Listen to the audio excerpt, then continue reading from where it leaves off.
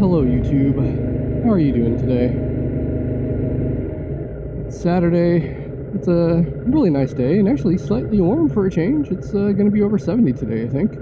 According to my bike it says it's 74 right now.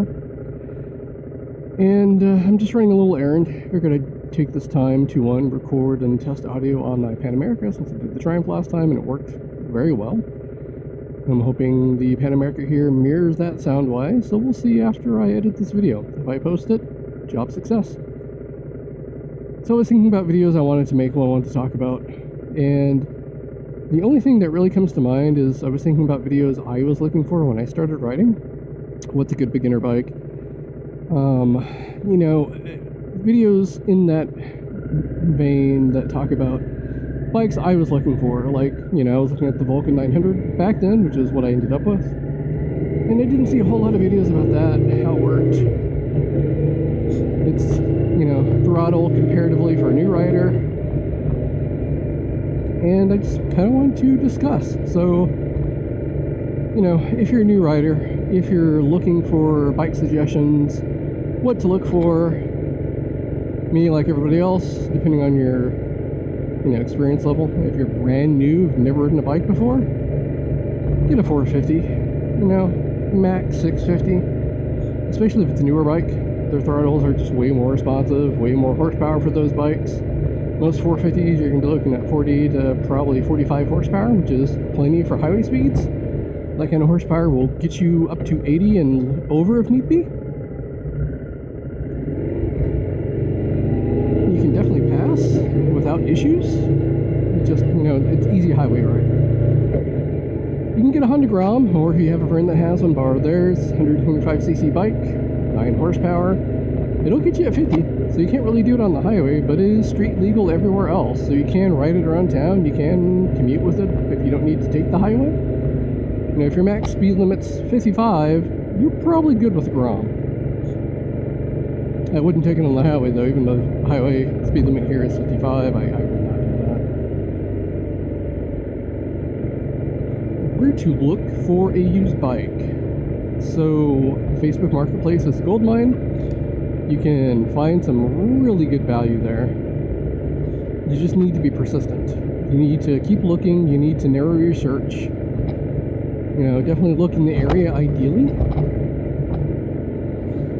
Most people generally post what they're selling for over the price they're willing to take.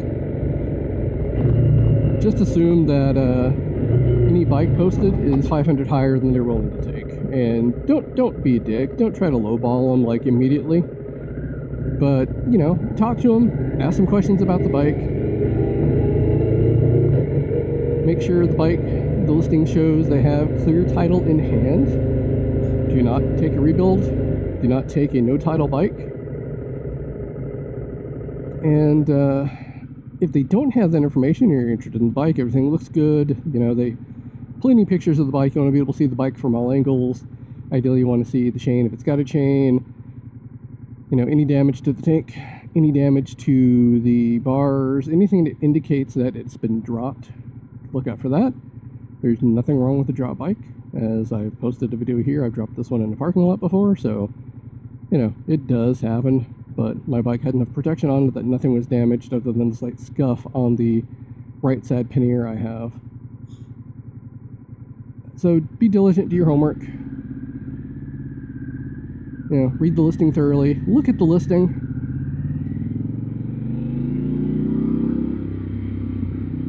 And pay attention to where the bike is. Like, where are they showing this bike at? Is it in their driveway? Cool.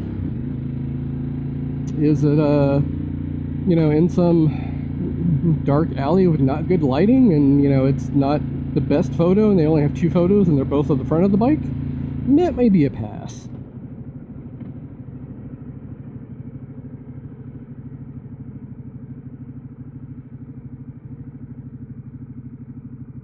Also keep in mind the season. We're going into spring now from winter. People are going to start posting bikes for sale again because people are going to be looking to buy. It's early in the year. If you're planning to take your MSF later in the year, you will get better deals in winter, especially in this area. That we have a winter usually, but if we get snow, we don't usually get it till, February time frame. As people want to start getting rid of bikes, making room for other stuff, you know, you can find a deal, you just gotta search for it.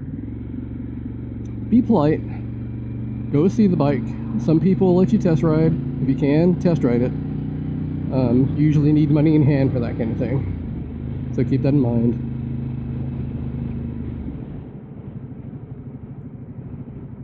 And generally, just do once over on the bike when you're there in person. Make sure it's cold. Make sure it does a cold start. Look at the fork seals. Look at the chain, as I mentioned.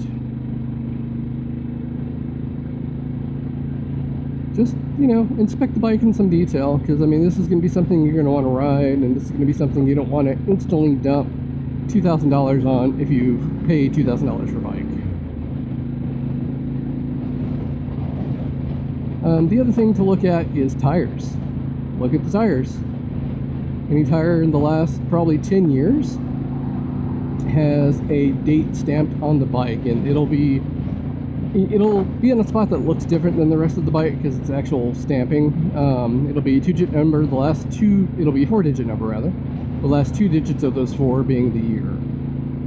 If the tire's a couple years old, you're gonna need to replace the tires. I mean, just factor that in. Assume the bike's sat, hasn't run. It's probably been sitting on that tire in the same location for a year plus. Mileage, again, depending on the bike, doesn't really matter. Most bikes will just run. My Vulcan 900 I bought used. It was 2009. Had over 55,000 miles on it. It was fine. The only issue it had was startup idle. It did not like to start and run. You had to kind of rev it for 30 seconds or so and put a choke on. So I mean, it was not a deal breaker. It ran, and once you got it going, it ran fine. But these are the kind of issues you need to be aware of if you have no experience with motorcycles. Like, I didn't have experience. Everything I found, I Googled. I did a lot of research. That is one of the things I just enjoy doing, is research on stuff. So, I mean, just do your due diligence. If you have a friend that rides, take them with you. Have them do a once over with you on the bike. See when it was last inspected. Does it have an updated inspection sticker? There's just so many things to look for. If everything is up and up, and you look at the bike and it looks good, it's, you know, last inspection was 8 months ago, means it's current, it's registered, the owner, you know, seems, maybe he's got multiple bikes and he takes care of all the bikes, and this is just one that they don't need anymore. You know, if everything's on the up and up, then start haggling the price at that point, and be polite about it. Let them know you are really interested in the bike. It's a great bike. You can tell they took care of it. And I mean, if it's $3,000, offer $2,500. See what their take is. See how long the posting's been up for. If the posting's been listed for 20 weeks, they're probably eager to sell. So again, don't lowball them, but, you know, see if you can do yourself a service. See if you can give yourself $500 off, because you're going to spend that money on tires. And you can also let them know, hey, this is going to need tires. If they don't have a service records, let them know, hey, this is going to need service. Can you come down? Can you work with me? I'm really interested in this, and I'd really like to own this bike. I just, you know, I can't do this amount, but I can do this amount. People, as a rule, are generally understanding, and they'll work with you. You know, they will definitely work with you to get rid of the bike that they want to sell, that they've had listed for 20 weeks, and they just really need to get this deal done. If it's an emergency sale, or hey, I got medical bills coming in, or hey, I'm moving and I can't take the bike, again, don't lowball them. Just work with them for a price that's fair and equitable. There's no reason to lowball people and be dicks. Beyond that, one thing to take into account is your weight. You know, I've said in videos, I'm 6 foot, 6'1", 270. I'm not exactly the lightest guy. A 300cc bike isn't going to do too much for me. Yeah, I can get around on it. I'll fit fine on the bike. I'll be able to ride it fine, but it's going to struggle past, you know, 60, 70. If you're interested in cruisers, you know, Vulcans, Suzuki Boulevards, the old metric Japanese cruisers are always excellent ones to buy, because they will run you forever. I mean, as long as you do basic maintenance on these things, they will run for a lifetime. Along with your research on the particular bike, look up its owner's manual. look up its service intervals. Is it every 3,000 miles? 5,000? 6,000? Does it need valve checks every 12? You know, when do you have to do specific maintenance on these bikes? Because that's going to be important. You're going to want to know when the next service is coming up. And again, you factor that into your price. Now, if it's a bike that you know for a fact needs service because, you know, the last service record he has was from a year ago, factor that in. Say, hey, you know, service is going to be a couple hundred. Can we drop that down a little bit? Because that is going to be something I'm going to have to do. Again, most people just respond to politeness. Most people are willing to work with you. If someone isn't willing to work with you, regardless of whether you like the bike, walk. There's no need to put yourself through that. If the person is just, you know, being extremely hard to work with on everything, just walk. But most motorcyclists I've seen aren't like that. Now, there are some kids I've seen selling sport bikes like $3,000 over MSRP. Don't do that. I don't care if the bike's got $5,000 worth of mods on it. Mods don't make the bike more expensive to sell used. You eat that cost.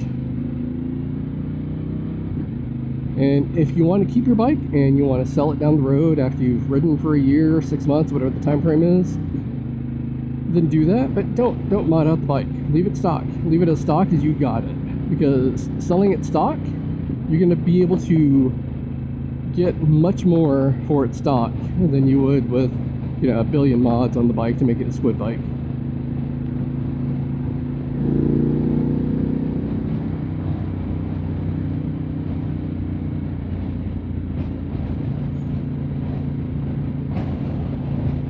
But that also comes into play with the type of bike you want. What kind of riding are you going to do? Most younger people tend to want sports bikes. There's nothing wrong with a sports bike. Sport bikes are quite nice.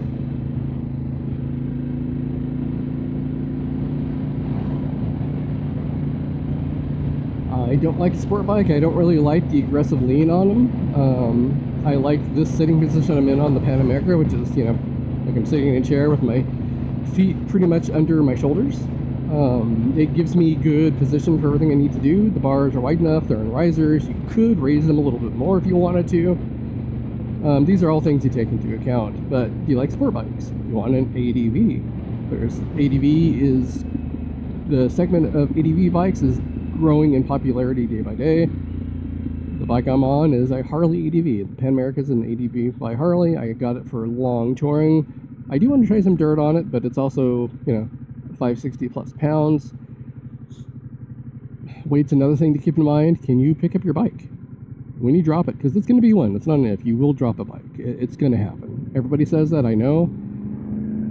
It will happen at some point in your career. You need to be able to pick up your bike. And there's a lot of videos you can find for how to do that, because there are specific ways you do that. So you lift with your legs, not your back, because you don't really want to blow your back out, especially if you're somewhere by yourself and you need to get going again.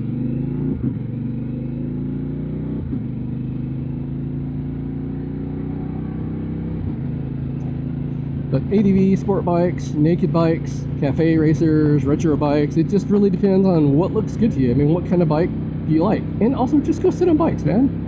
Visit dealers. They'll let you sit on bikes. Some dealers will let you test ride if you have your license. That's definitely the thing to do. But if you can't test ride because you don't have your license, just go sit on the bike and see how it feels. Ask them to start it up, see what it sounds like. Dealers want to sell you stuff. They will generally do what you ask them to do, but go sit on the bike and see how it feels to you. I sat on a lot of bikes, and I also took pictures of every bike I sat on, so I remembered exactly what bike it was. Some dealers will have out-the-door pricing on them, so that's nice. Some dealers won't. So, you know, you see a price that says $599.99, add $2,000 to that for tax, title, shipping, just everything the dealer fees put in. Factor that into your cost. I'll probably continue the series as we go, just musings, and likely I will try to be more scripted for other topics. But if there's topics you want to cover as someone who is a fairly new writer, that you think would be beneficial to you, let me know. Put something in the comments. And then like, subscribe, usual pleasantries. I would appreciate it. I'm trying to grow the channel. It'll help me work with other dealers in the area so that I can hopefully get access to more bikes and do some more test rides. And yeah, I hope everybody has a great day. Enjoy the weather. It's nice in my area. Hopefully it's nice in yours. And we will go from there, folks. Y'all have a great day. See ya.